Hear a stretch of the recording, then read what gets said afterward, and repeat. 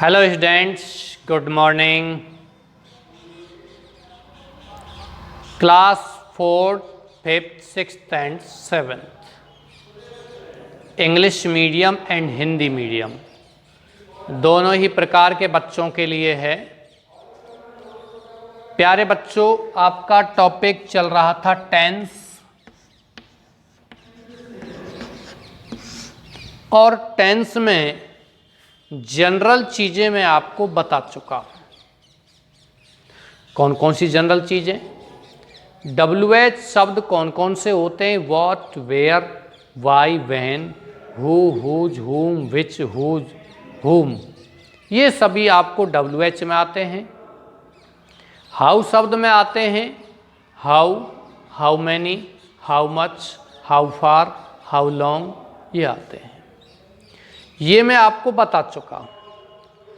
दूसरी बात, जितनी भी हेल्पिंग वर्ब्स हैं, जितनी भी सहायक क्रियाएं हैं, उन सहायक क्रियाओं को भी मैं आपको बता चुका हूँ कि कौन कौन सी सहायक क्रियाएं इसमें आती हैं, कौन कौन सी हेल्पिंग वर्ब्स इसमें आती हैं। इसके अलावा सेंटेंस के जो स्ट्रक्चर हैं, वाक्य की जो वाक्य रचना है, वो भी मैं आपको यहाँ बता चुका हूँ कि साधारण वाक्य की वाक्य रचना कैसी है। कर्ता लिखते हैं, सहायक क्रिया लिखते हैं, मुख्य क्रिया लिखते हैं, कर्म लिखते हैं, और नकारात्मक में सहायक क्रिया के बाद नॉट लगाते हैं। प्रश्नवाचक जो वाक्य होते हैं उनमें पहले सहायक क्रिया लिखते हैं और फिर लिखते हैं कर्ता। बाकी का सेम स्ट्रक्चर वैसा है, वैसा ही रहेगा। और इसके बाद लास्ट जो हम बात करते हैं, वो लास्ट बात आपकी है WH स्ट्रक्चर वाला। उसी पे हमने छोड़ा था, स्ट्रक्चर WH बताया था, और फिर नेक्स्ट डे में आपको WH शब्द कौन कौन से हैं वो आपको बताए थे। WH में what, where, why, when, who, whose, whom, ये बताए थे। तो जो आपका प्रश्नवाचक सहायक क्रिया फिर कर्ता लिखते हैं ना, वैसा का वैसा स्ट्रक्चर WH का है। लेकिन WH वाले वाक्यों में इतना सा है कि पहले हम WH शब्द को लिख देते हैं। अब हम टेंस के बारे में थोड़ा सा बात करते हैं। देखिए, टेंस के 3 भाग होते हैं।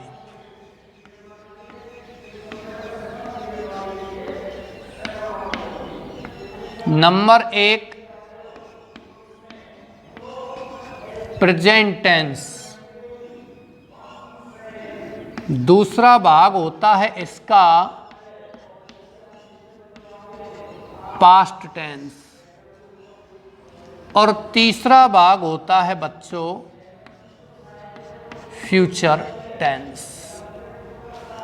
तो आपने समझ लिया टेंस के कितने भाग होते हैं? 3। प्रेजेंट वर्तमान, पास्ट भूतकाल, और फ्यूचर टेंस भविष्य।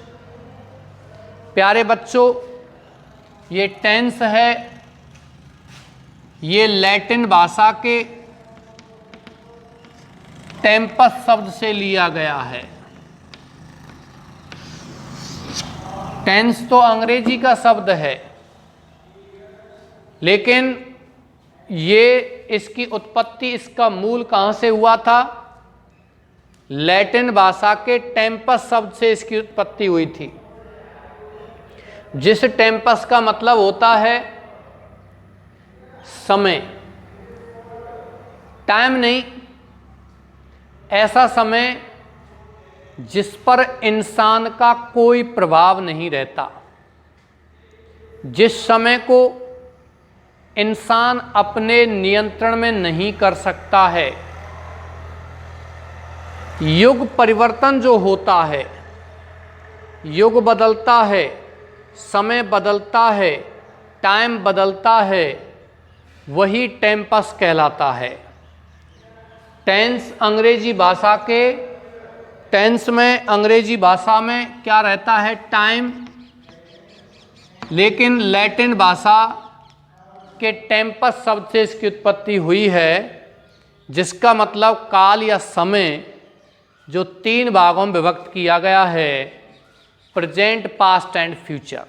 प्यारे बच्चों, नए विचारकों के अनुसार, नए विचारक जो हैं उन्होंने ये बताया है कि टेंस केवल और केवल 2 ही होते हैं, एक प्रेजेंट टेंस और एक पास्ट टेंस। वर्तमान काल जो चल रहा है और भूतकाल जो निकल चुका है, क्योंकि इन सभी में कार्य वर्तमान में होता है या हो रहा है, भूतकाल में कार्य हो चुका है, भविष्य की बात करते हैं तो ये कोई टेंस नहीं है, क्योंकि भविष्य में कार्य होता ही नहीं है। ये तो एक केवल परिकल्पना है, ये तो हमारी एक सोच है, एक कल्पना है, टेंस नहीं है। इसीलिए कुछ व्याकरण के विद्वानों ने ये कहा है, there are only 2 types of tense. लेकिन हम कुछ विद्वानों की बात को ही यहाँ नहीं मानते हुए, जो पुराने विद्वान हैं जिन्होंने व्याकरण की रचना की थी अंग्रेजी में, उन्हीं के अनुसार हम तीनों ही टेंसेज को यहाँ अध्ययन करेंगे। ओके डियर्स, चलिए टेंस की परिभाषा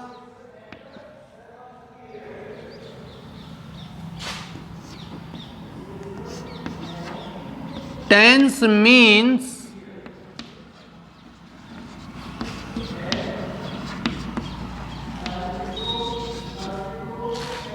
the change of helping verbs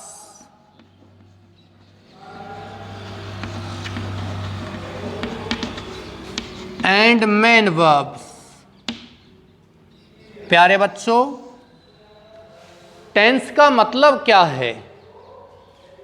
tense का मीन्स मतलब होता है द चेंज माने परिवर्तन ऑफ हेल्पिंग वर्ब, परिवर्तन है बदलना, सहायक क्रियाओं का और मुख्य क्रियाओं का बदलना ही क्या कहलाता है? टेंस कहलाता है। सहायक क्रिया बदलती रहती है, मुख्य क्रिया बदलती रहती है, यही क्या कहलाता है? टेंस कहलाता है। किसी टेंस में सहायक क्रिया डू डज, किसी में इज आर एम, किसी में हैज हैव, किसी में हैज बीन हैव बीन, किसी में डिड, किसी में वाज वर, किसी में हैड, किसी में हैड बीन, किसी में विल शैल, किसी में विल बी शैल बी, किसी में विल हैव शैल हैव, किसी में will have been shall have been. ये बदलते रहते हैं और टेंस बदलते रहते हैं। इसी प्रकार से मेन वर्ब्स, किसी में फर्स्ट फॉर्म, किसी में फर्स्ट के साथ एस या ई एस, किसी में सेकंड फॉर्म, किसी में थर्ड फॉर्म, किसी में आईएनजी, ये टेंस बदलता रहता है और किसी चीज़ का कोई परिवर्तन नहीं है। एडवर्ब ऑफ टाइम, समय, वो बदलते रहते हैं, वो करेक्ट फॉर्म वर्ब में आपको बता दी जाएंगी, लेकिन कर्ता नहीं बदलता है। मैं, आई करता किसी भी टेंस में आ सकता है, ही करता किसी में टेंस में आ सकता है, कर्म किसी भी टेंस में आ सकता है, लेकिन क्रिया किसी टेंस में नहीं हो सकती। जैसे कि इजारम का प्रयोग हम पास्ट टेंस में नहीं कर सकते, बाजवर का प्रयोग हम फ्यूचर टेंस में नहीं कर सकते हैं, विल शैल का प्रयोग हम पास्ट टेंस में नहीं कर सकते हैं। तो ये क्रियाएं बदलती जाती हैं, अपना टेंस भी बदलता जाता है।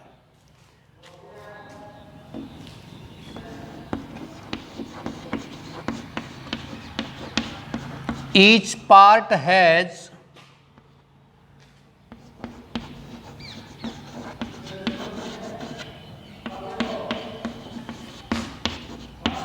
फोर सब पार्ट्स। टेंस एक है, इसके 3 पार्ट हैं, 3 भाग हैं और प्रत्येक भाग के 4 उपभाग हैं, प्रत्येक के अलग अलग हैं, जिसमें से पहला कहलाता है इनडेफिनिट, यानी कि अनिश्चित या सिंपल। दूसरा कहलाता है कंटिन्यूअस या प्रोग्रेसिव। तीसरा कहलाता है परफेक्ट,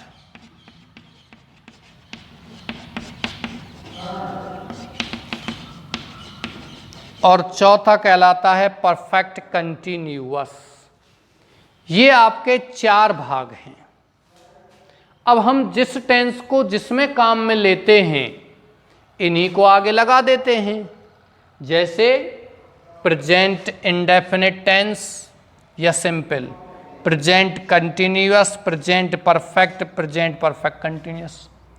पास्ट को लेते हैं तो past indefinite, past continuous, past perfect, past perfect continuous. और फ्यूचर को लेते हैं तो future indefinite, future continuous, future perfect और फ्यूचर परफेक्ट कंटिन्यूअस। 4 पार्ट हो गए और टोटल मिलकर के 3 गुणा 4, 3 इंटू 4 इज इक्वल टू 12। कितने टेंस हो गए आपके? 12। लेकिन 12 टेंसेज पर ही वह अपना टेंस नहीं रुकता है बच्चों। 12 टेंस के अलावा भी ऐसे बहुत शब्द हैं जो हमें ये पता नहीं लगाने देते हैं कि वाक्य प्रेजेंट टेंस का है या पास्ट टेंस का है। पता चल जाएगा प्रेजेंट का है, पास्ट का है, लेकिन इन 12 टेंस के अलावा वो हैं। मुझे आना पड़ता है, उसे जाना पड़ता है। हनुमान ने सूर्य को फल समझा। मुझे जाना है, मुझे मेरे मित्र से मिलना है। तो ये ऐसे टेंस हैं। तुम्हें आना पड़ेगा, उसे भोजन खाना पड़ा। ये ऐसे टेंस हैं, ऐसे शब्द हैं जो हमें इनमें से किसी भी टेंस में नहीं मिलेंगे। कल से हम नंबर 1 डाल करके प्रेजेंट इंडेफिनिट टेंस का अध्ययन करेंगे। प्रेजेंट इंडेफिनिट टेंस की क्या क्या पहचान है, कौन कौन सी हेल्पिंग वर्ब उसमें आती है, क्या उसका स्ट्रक्चर है। आप इसको कॉपी कीजिए। मैं आशा करता हूं कि आपकी समझ में आ गया होगा। इसी के साथ आज की क्लास में समाप्त करता हूं। Thank you.